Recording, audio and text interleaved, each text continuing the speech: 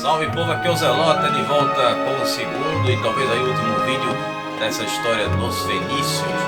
Nesse vídeo vamos ver a rivalidade entre Tiro e Sidom e vamos ver as invasões dos impérios mesopotâmicos e como isso vai afetar a Fenícia, levando claro ao fim dos fenícios posteriormente, entre outras invasões também aí mais na frente, como no caso de Alexandre o Grande. Bom, mas antes de eu contar essa história para vocês, eu peço a todos, junta no like e compartilhem com quem gosta desse conteúdo. Para quem chegou agora aqui, sejam bem-vindos. Eu trago com conteúdo de antiguidade e idade média. Dá uma conferida aí na minha videoteca, tem as playlists lá, tudo organizado. Me sigam nas minhas redes sociais, no Instagram que está embaixo aí da minha telinha. E também tem o Facebook, tem o link aí também na descrição. Também tem a nossa área de membros, que é o Acampamento Zelota. Vocês podem fazer parte e dar um apoio, suporte financeiro aqui ao canal, que ajuda bastante. E vocês vão ter acesso a vídeos exclusivos. Falando em vídeos, aqui todas as quintas, às 20 horas, sempre com a metodologia nada ortodoxa, muitas imagens, muito conteúdo, sem enrolação. Então eu vou começar falando sobre essa questão de Tiro e Sidom, né, que vai inclusive ter aí umas partes que são retiradas da Bíblia. Bom, a cidade de Sidom, né, que hoje é conhecida como Sidônia lá no Líbano, né, boa parte da Fenícia era no Líbano. Bom, isso foi uma coisa que Sidom era uma cidade muito próspera, até porque ela foi a primeira cidade, a mais antiga, ou uma das mais antigas, das mais importantes dos fenícios. Ela foi fundada em 4000 a.C. E aí depois ela vai perdendo seu espaço ali, sua importância com a fundação da cidade de Tiro, que já é bem posterior, de 2750 a.C. E aí a cidade de Tiro, que eram cidades-estados, né, só para recordando esse fator aí, que eu falei no primeiro vídeo. Quem não assistiu o primeiro vídeo, vou deixar o card aqui em cima, vai lá, assiste, depois volta para cá. Bom, então a cidade de Tiro fez uma parceria comercial com o até recém-criado Reino de Israel. Então foi uma parceria muito próspera, fez com que Tiro tivesse muito lucro com essa parceria comercial. Então Sidom acabou ficando ali para trás, né? Lembrando que tinha essa rivalidade entre essas duas cidades-estados. Então como é que Sidom fez para se aproximar do reino de Israel? Foi através de um casamento, né, que foi da Jezebel, que era a princesa Sidônia, era filha do rei Etibal, com o Acabe, que era o rei de Israel naquele momento ali.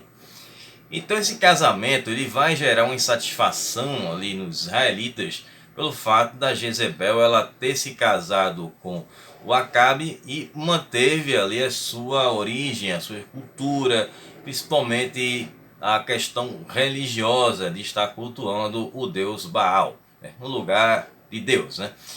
Então isso vai causar ali, inclusive, muitos protestos do profeta Elias, que criticava muito a Jezebel por isso.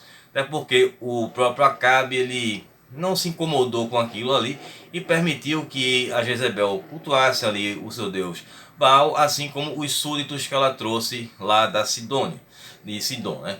Então ela vai ter não só esses súditos lá, como vai ter um pessoal que também vai para Samaria e vai propagar esse culto ao deus Baal. Então aconteceu que o próprio Acabe ele acaba se acabando, né? Sem fazer a brincadeira aí com uma trocadilho aí com o nome dele. Ele vai ser derrotado na batalha de Ramá. Ele vai ser gravemente ferido, né? E acaba indo para o mundo além vida. Inclusive esse Ramá é uma abreviação para o nome da cidade, que é um nome bem maior, então Ramá fica mais fácil. Também não está errado, está correto, certo? Então a cidade de Ramá, inclusive, é uma cidade que pertencia à tribo dos levitas. E o Acabe ele faleceu depois de 22 anos de reinado. E aí a parceria entre Sidom e Israel ela se manteve até acontecer um golpe, que eu vou colocar entre aspas aqui, porque, bom, o cara foi ungido, né? Que foi o Jeú. Jeú que foi um general e esteve inclusive nessa batalha que aconteceu em Ramá. E ele tinha sido ali ungido pelo Eliseu, que foi um profeta também que sucedeu o Elias. Então ele tinha como objetivo acabar com a dinastia de Onri. Onri foi o primeiro rei de Israel e, claro, com toda essa dinastia da família de Acabe, para acabar com a dinastia de Acabe. E o Acabe ele foi sucedido pelo filho dele com a Jezebel, que era o Jorão. E o caso ali, o Jeú, ele derrota o Jorão e assume o trono como rei de Israel. E tinha ali como o objetivo de acabar com o paganismo lá no reino de Israel e também despachar para o mundo além vida todos aqueles pagãos que estavam vivendo por lá. E aí, com esse reinado do Jeú, houve o fim da parceria entre Sidom e Israel, que encerrou. Já a parceria com a cidade de Tiro permaneceu e Tiro continuou crescendo ali economicamente. Bom, agora vamos ver a questão do declínio da Fenícia, que acontece justamente com as invasões. Eu mencionei no vídeo passado que a Fenícia tinha sido poupada de várias outras invasões.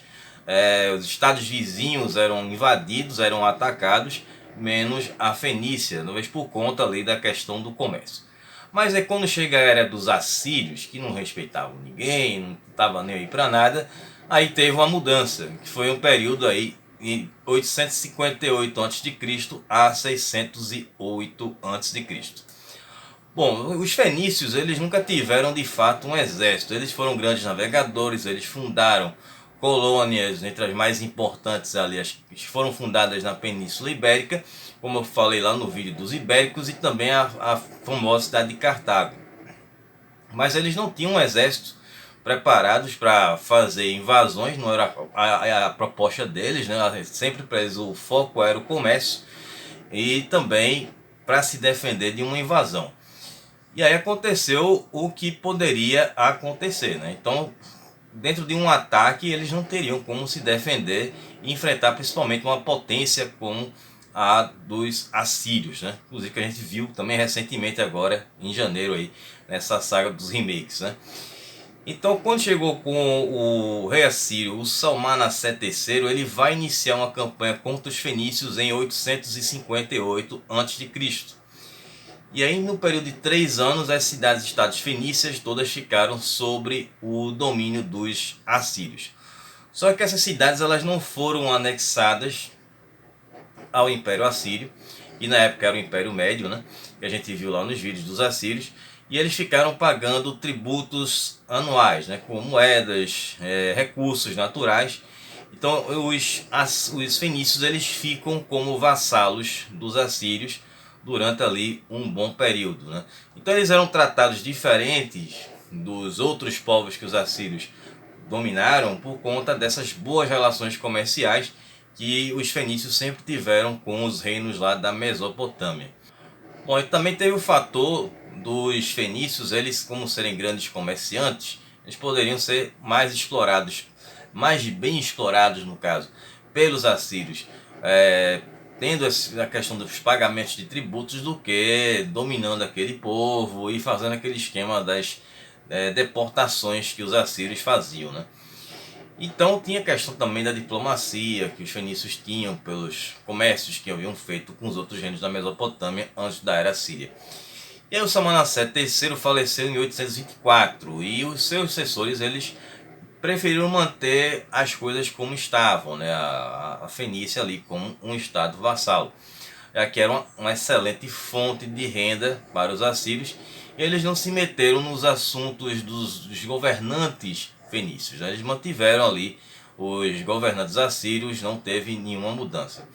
Isso aconteceu somente em 744 a.C., com a ascensão do Tiglat-Pileser III, que tinha como objetivo anexar os territórios vizinhos, né? Ao contrário ali dos seus antecessores, que deixaram esses territórios como vassalos. E aí no ano de 728 a.C., a região do Levante, né, que também é conhecida mais na Bíblia como Canaã, acabou sendo anexada a esse território dos assírios, assim como a parte do norte da Fenícia ficam sob a administração dos assírios. E aí foram foram, no caso, poupadas apenas as cidades de Tiro e de Biblos, que vão continuar apenas pagando os tributos para os assírios. Aí depois de algum tempo, passaram-se alguns anos, as cidades de Tiro e Biblo se rebelaram. Aí o Tiglat, ele subjugou as cidades, impondo tributos mais pesados, mas ele não anexou essas cidades. Ele passou-se ali mais um tempo, Tiro se rebela de novo contra os assírios. E dessa vez, Tiro se uniu à sua cidade irmã e rival, que era Sidom, esse confronto, nessa rebelião contra os assírios. Então foram 3 anos de combate, isso já foi durante o reinado do Sargão II, e ele sitiou a cidade de Tiro em 721 a.C., o que acabou ali com a aliança entre as duas cidades-estados fenícias. Quando chegou no ano de 701 a.C., já no reinado do Senaqueribe, que era o filho e sucessor do Sargão II, ele vai começar a suprimir ali rebeliões que estavam acontecendo na região do Levante, e aí ele vai deportar a maior parte da população de Tiro para a capital dos assírios, que era a cidade de Nínive. Bom, aí durante o século 7 a.C., aí Sidom decidiu se rebelar também contra os assírios, e aí a cidade foi destruída por Assaradão, que acabou escravizando os habitantes da cidade, e ele reconstruiu uma nova cidade nas ruínas de Sidom. E aí os fenícios, eles sofreram essa repressão assíria até o final do século 7 a.C., quando o Império Médio dos Assírios acabou, Começou a sofrer ali vários ataques da união ali dos babilônios e outros povos, e aí eles acabam sendo derrotados, E aí acaba o Império Assírio, o Império Médio. Inclusive tem aí, vou deixar a playlist aqui para vocês assistirem aí esses vídeos dos assírios, que eu falo dessa história do início dos impérios, do Império Assírio, entre outras coisas. E aí tivemos o domínio babilônico, que aconteceu entre 605 a 538 a.C., e foi justamente o Império Neobabilônico que vai assumir o que pertencia aos assírios, já que eles foram os que venceram os assírios. Então, os babilônios, que haviam sido ali um estado vassalo dos assírios, eles derrotam os assírios com uma aliança que eles fizeram com os outros povos, e eles se tornaram ali a grande potência no Oriente, assim como o Egito era na África. E aí eles vão fundar o Império Neobabilônico. Bom, então esse domínio babilônico sobre a Fenícia vai ser um período bem menor do que foi no caso dos assírios. E aí vamos ter várias revoltas que os fenícios vão fazer, inclusive durante o reinado do Nabucodonosor II, que vai reprimir várias rebeliões.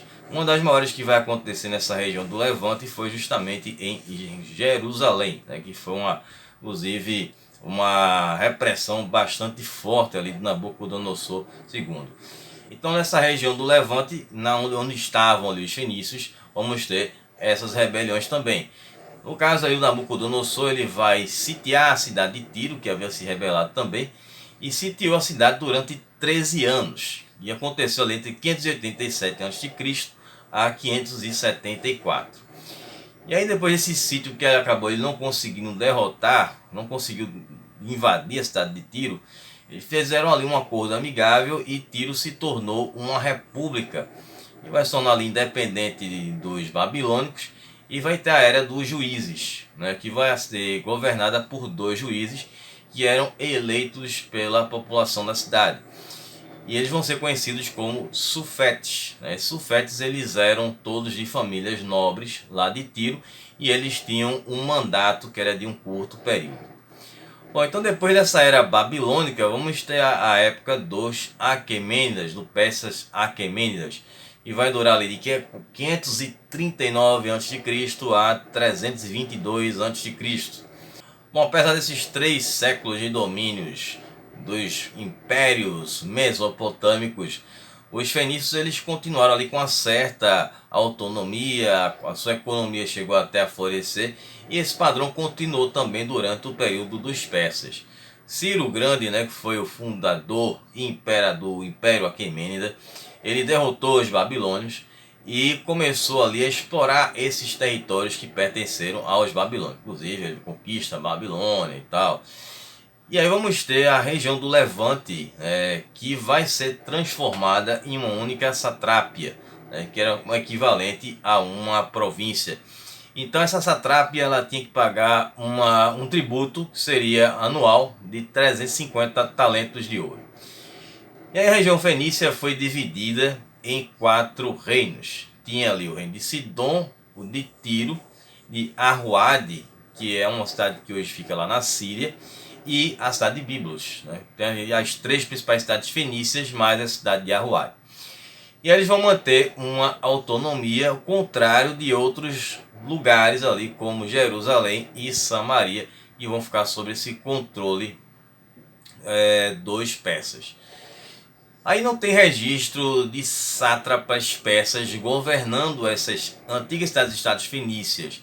A ideia era de manter o mesmo esquema que foi feito pelos assírios, né, de vassalagem, e usar essas cidades como uma forma de arrecadar capital para fazer mais campanhas, já que os fenícios eram grandes comerciantes, continuavam comercializando seus produtos ali por aqueles territórios que a gente já viu das rotas comerciais marítimas no primeiro vídeo. E aí vai ser um período que vão surgir os reis fenícios, que eles vão ter total liberdade para governar os seus povos ali, as suas cidades, inclusive cunhavam as suas próprias moedas e mantinham ali o seu próprio comércio, né, seus negócios.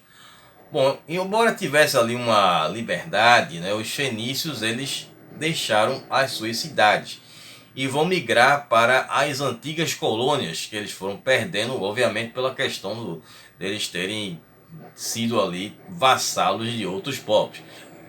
E entre essas colônias nós tínhamos as colônias que ficavam na Península Ibérica, as colônias que ficavam ali na Península Itálica e principalmente a de Cartago, né, que era uma importante colônia fenícia e a essa altura da história já era um estado independente e já estava ali dominando o norte da África, né, inclusive conquistando até algumas antigas colônias fenícias, como a gente viu também no vídeo dos ibéricos.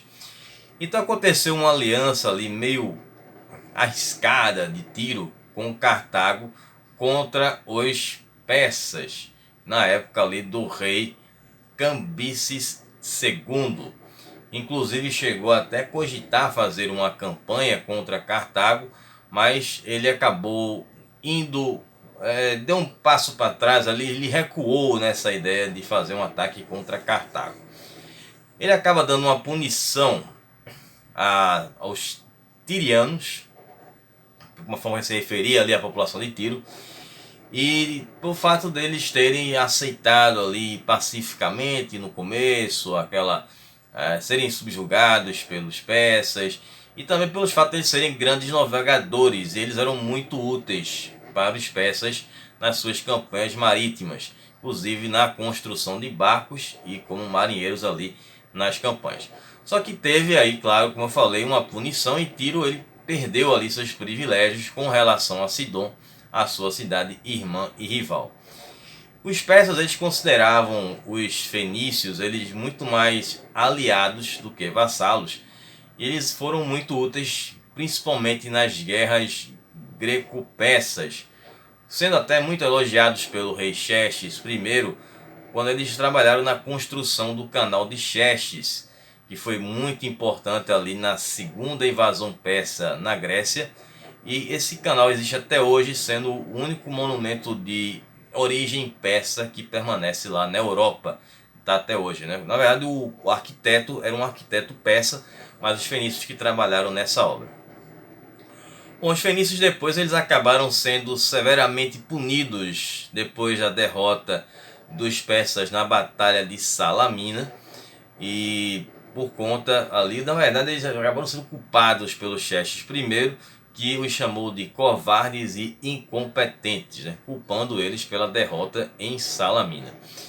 E aí, em meados do século IV a.C., vamos ter uma outra rebelião, agora foi do rei de Sidom, que era o Tênis, que acabou fazendo uma aliança com os egípcios, recrutando os egípcios para enfrentar os persas. Isso já na época do rei persa Artaxerxes III, que terminou ali com a derrota dos fenícios e novamente a cidade de Sidom é destruída e faz com que Tiro volte ali a ressurgir como uma nova potência, principal cidade-estado da Fenícia. Isso durou por 2 décadas até a chegada de Alexandre o Grande em 322 a.C.